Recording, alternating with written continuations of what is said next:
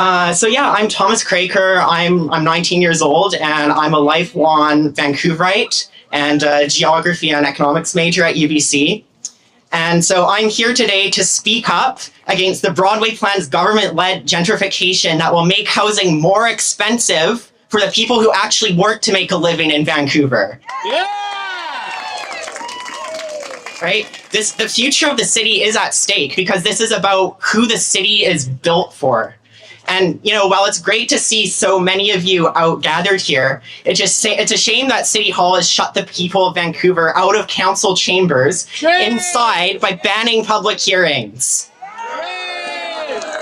And this is in complicity with the provincial government's Bill 44.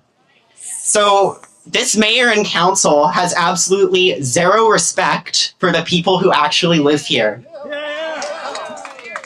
But while they try to silence us, they listen intently to the developers who poured millions of dollars into their campaign coffers in the last election campaign. And these people stand to make billions in returns on their political investment. You know, but I think this rally proves today that they can try to silence us, but their attempts will fail. So, the Broadway Plan deregulates zoning across a huge swath of the city so that developers can tear down your home to build luxury condo and rental towers.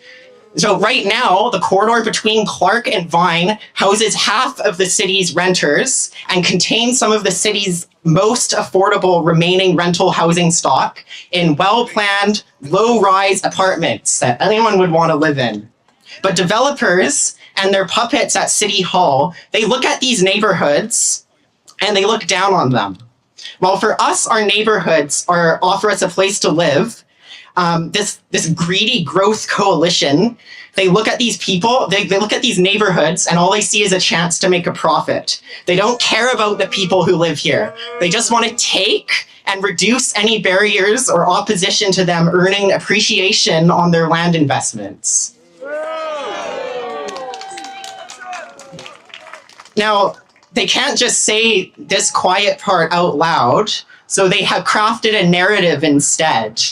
So they funded business professors, including at UBC, as well as media advertising, to claim that tearing down affordable housing and replacing it with far more expensive units will actually trickle down into cheaper housing. Can you believe that? Lies! And, you know, they've even sprouted up an aggressive YIMBY lobbying group and campaigns to spread this supply narrative around the city, and even higher levels of government have adopted it now. So this narrative is false. The data proves it, and this is clear as day to anyone who actually watches this happen in their neighborhood, as we all have. And, you know, it bothered me a lot when I first heard this being promoted about 2 years ago. And so since then, for the last 2 years, I've dedicated a lot of my time at UBC researching and aggregating all of the evidence that helps deflate this falsehood.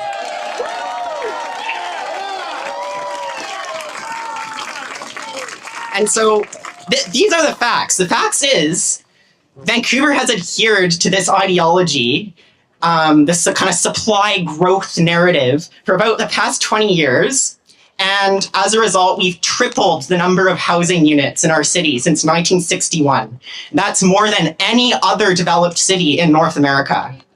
And the result is that we have the most expensive housing in North America, least affordable for wage earners here. And this is because in reality, deregulating zoning inflates the land values to the prospective market rate, and it promotes land speculation there and in all of the buildings around it. And this allows developers to extract far more value from renters, and this drives up the cost of housing.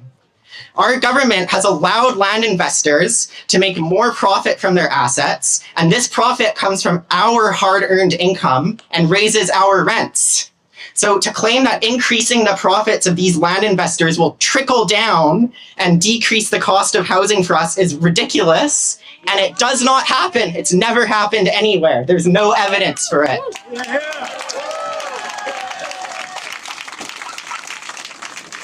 So, yeah, exactly. And so the new towers in the Broadway Plan area, there was a study, they're expected to be at least 70% more expensive than the current rents in the neighborhood. So all of the evidence in this area of study going back 50 years, what it actually shows is that preserving our existing affordable housing and controlling the profit of landowners through managed zoning and controls. That's what's key to preventing gentrification and keeping the cost of housing down. Yeah. Okay? So we need to make our neighborhood livable and affordable for the people who actually work here. That has to be the government's approach. And so in order to make this happen, we need to take back our power as neighborhoods and show developers that they are not entitled to our city. They have made enough money off of us, and it's time to show them that the people are in charge.